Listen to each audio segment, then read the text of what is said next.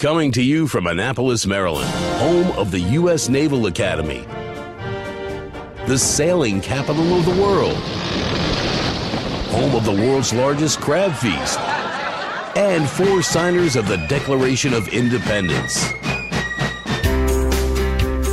This is the On Annapolis Daily News Brief, a daily roundup of local news that you can use, including local sports, local events, local opinion, and local weather from DMV Weather. Now here's your host, publisher of On Annapolis, John Frenaye. Who would think people could get so excited about a new restaurant coming into town?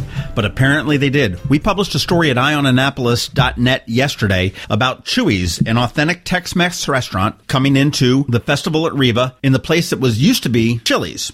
Now, Chuy's is known for their from-scratch food and their fun-loving atmosphere and is scheduled to open here in November. It's their second location in Maryland, with the other one being, I believe, in Bethesda. They've been around for 35 years, and they have some really kind of amusing menu items.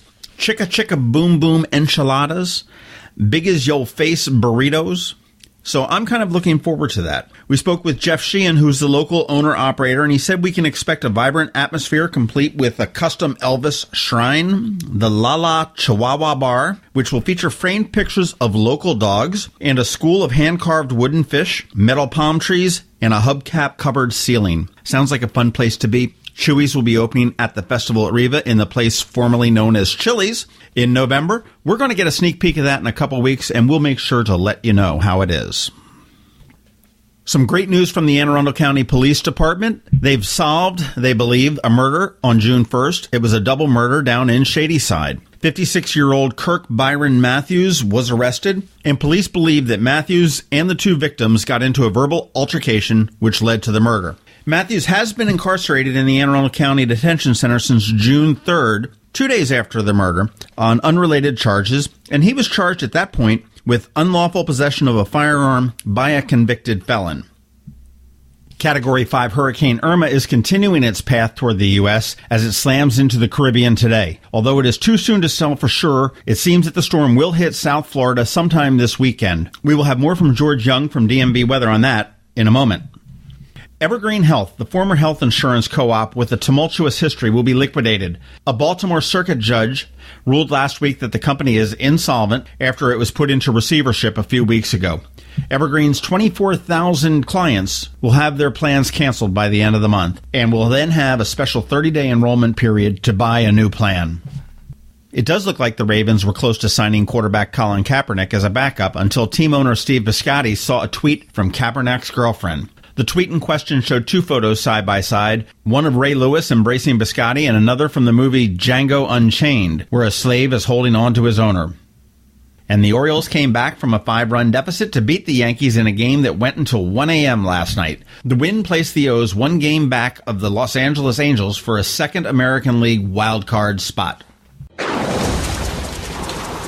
This is Maryland. The weather can be nearly unpredictable. We've got George Young from DMV Weather in Annapolis to sort it all out. All right, hey everyone, this is George from DMV Weather. Let's get right into the forecast. We had a cold front start to move through the area yesterday afternoon and evening, and that brought some rain and will be the story today with more clouds and off and on rain, along with much cooler temps in the 70 to 75 degree range for Annapolis and Anne Arundel County.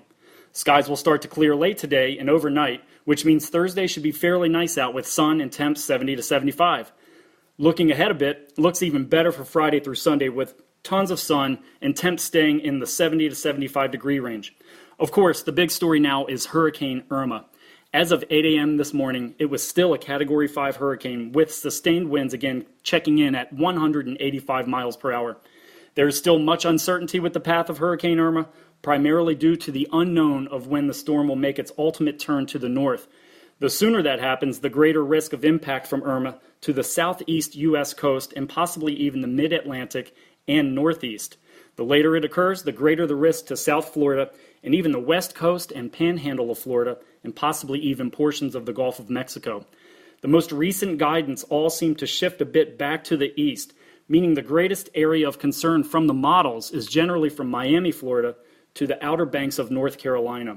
We posted a forecast last night of landfall between Charleston, South Carolina, and Morehead City, North Carolina, as we believe the high pressure over the Atlantic Ocean will not be as strong as modeled, and we also believe the current cold front lingering just to our east this morning and trailing all the way down into the Gulf of Mexico will have an impact on Irma's path by pulling northward a bit more than modeled.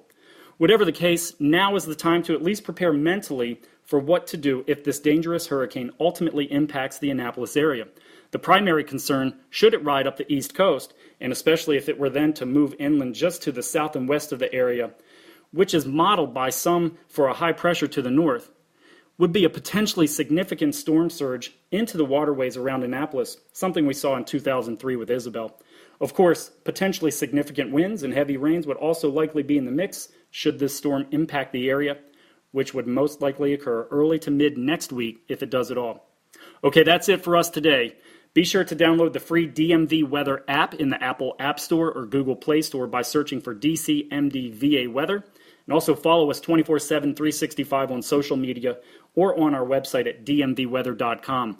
Our Twitter handle is DMV_weather, and our Facebook page is /the DMV Weather page. This is George Young of DMV Weather with your Annapolis forecast. Whatever the weather, have fun out there and be safe.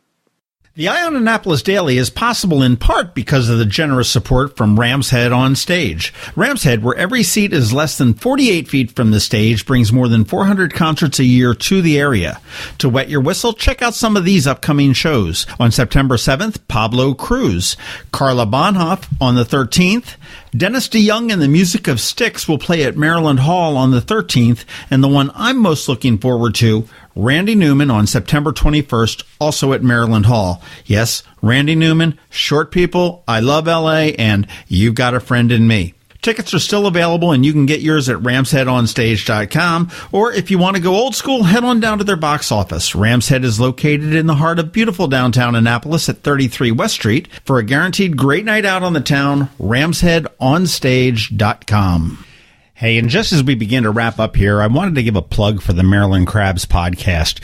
You can find it at themarylandcrabs.com, or easier, you can just subscribe through iTunes, Google Play, or wherever you get your podcasts. The Maryland Crabs podcast is a production of myself and Tim Hamilton, and we really sort of attack all sorts of things that are important to Marylanders: politics, culture, issues. We typically have a guest on each week, and coming up in tomorrow's episode is Mayor Michael Panelides, who's going to talk about his future for the city and specifically what he thinks about Crystal Springs.